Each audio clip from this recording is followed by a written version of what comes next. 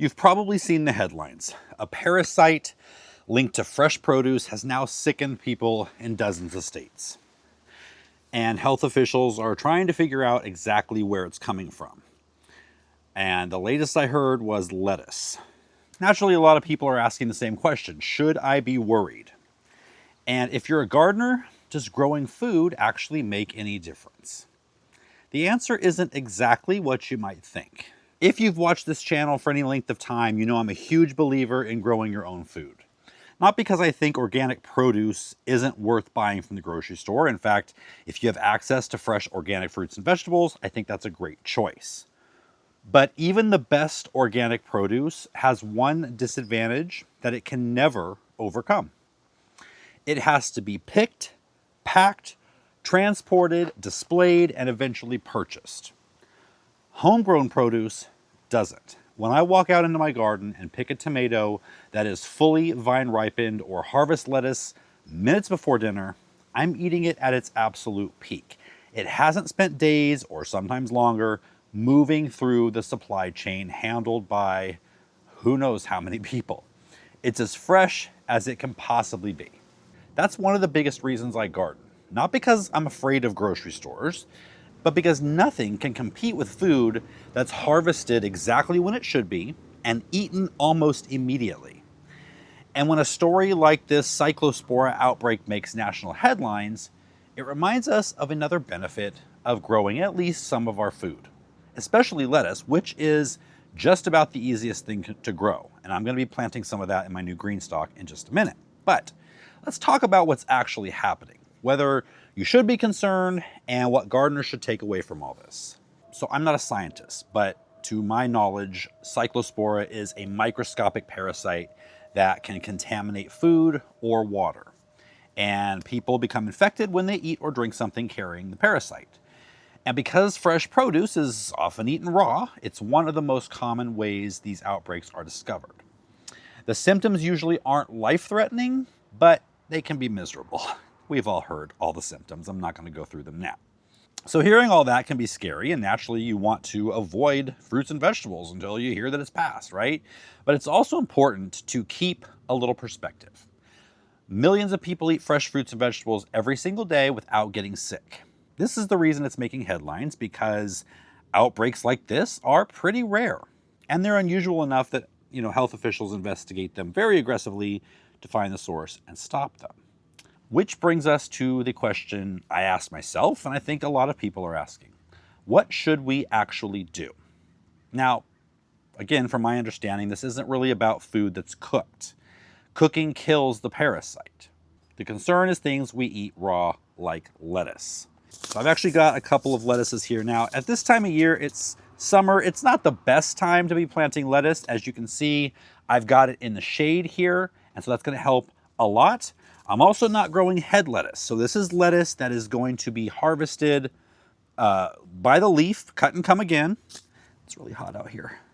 And I'm also going to be succession sowing these. So there's 3 levels in this GreenStalk planter. By the way, I've got a link to these down below. I'm going to plant the bottom level first today. And then in 2 weeks, plant the next level. And then 3 weeks or 4 weeks, plant the next level. So every 2 weeks, I'm going to have a new fresh batch of lettuce coming along. And so it's not really going to have time to go to seed, which it does in the heat of summer. And the reason I'm doing this is not to get away from the parasite outbreak. Obviously, hopefully, this will be solved before these get to harvest size. But it's just to start thinking a little bit more about where our food comes from and just the minimum that we can do. This does not take up much space, and I can grow literally almost year-round as much lettuce as I can possibly use just in this one planter. So if lettuce is something you eat a lot of and you don't grow it yourself, it being probably one of the easiest things you can grow, that's why I'm here to get you to think about that. So when these outbreaks come along, you can at least feel confident that, hey, I'm still going out to pick my lettuce. Maybe I'll just stay away from Taco Bell. Every time I walk outside, I'm going to know exactly what has happened to this, where it's been, who's handled it, and know that it's as fresh as possible, literally 2 minutes from garden to plate. Now, does that mean that homegrown lettuce can never be contaminated? Probably not. I mean, there are wild animals, there are domesticated animals that their feces can contaminate certain things like lettuce, but there's a much less chance of it happening at home than through the entire supply chain of the United States. Think about everything that happens before your head of lettuce ends up in your shopping cart. It's got to be grown in a field where who knows what or who goes into it, harvested, washed, hopefully, maybe not well enough, packed, transported, distributed, stocked, and finally purchased by you. Every additional step is another opportunity for something to happen that none of us can control. But here's the interesting thing. If this outbreak had never happened, I'd still be growing food on my own, because the biggest benefit has never, to me at least, been about avoiding a parasite. After growing food for over half my life, I've realized something. People often assume the biggest reason to have a vegetable garden mostly is to save money.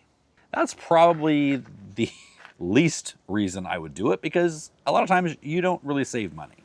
Other people assume it's because I want everything to be organic. And while I like knowing exactly what I'm putting on my plants and on my plate, that's not really the biggest reason either, because I could buy organic. But for me, the biggest benefit has always been something much simpler. It's knowing the story behind my food. When I pick a tomato, I know when it was planted. It tastes a lot better, right? That's beside the point. But I know how it was fertilized, I know how it was watered, I know when it was harvested, and I know exactly who handled it before it landed on my dinner plate. Me. There's something incredibly satisfying about that. It's a connection to your food that's almost impossible to experience any other way. Then there's the freshness. A tomato that's allowed to fully ripen on the vine before it's picked has a depth of flavor that's hard to describe until you've tasted it.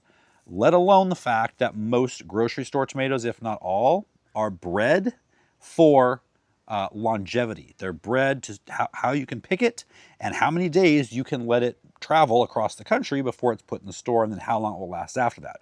They're not bred for flavor. They're bred for longevity. Lettuce that's harvested 5 minutes before dinner is crisp, sweet, and full of life. Fresh herbs can completely transform a meal.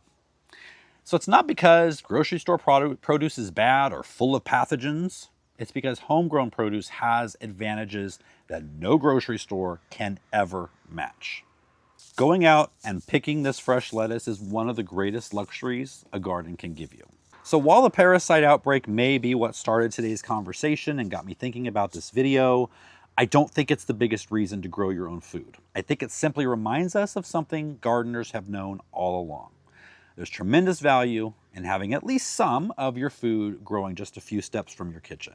So again, I'm using leaf lettuce for all these. Every 2 weeks that I do this planting, I'm using leaf lettuce for the simple fact that I can harvest it quickly. I don't have to wait for it to mature.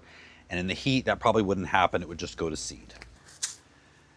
And the truth is, this probably won't be the last product recall we hear about. It won't be the last foodborne illness outbreak. And it won't be the last headline that makes us stop and think about where our food comes from. That's just the reality of trying to provide fresh food to millions and millions of people every single day. The good news is that, I have no idea which one I started in. But there are things that we can do to mitigate it a little bit. The most important reason to at least grow some of your own food is not just to get away from these rare instances where you have an issue like this. It's for all the other reasons.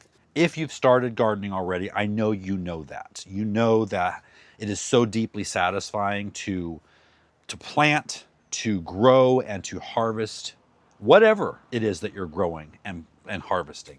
But when these stories come out, it does remind me why I fell in love with growing my food in the first place. Every tomato I pick, every cucumber, every pepper, every handful of basil, it's one less thing that had to make that journey before it reached my plate.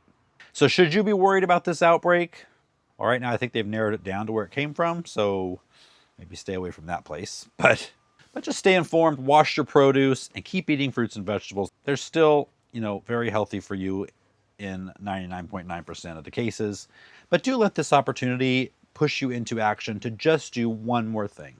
If it's a pot of lettuce, getting a GreenStalk and growing all kinds of things in this small little square foot area on my deck. One more thing that you can do just to make yourself a little more self-sufficient, just grow a little more of your own food or get started. If you want some more in-depth tips on growing lettuce successfully, I'll put a video right up here and you can take a look at that. Otherwise, I'll see you guys next time.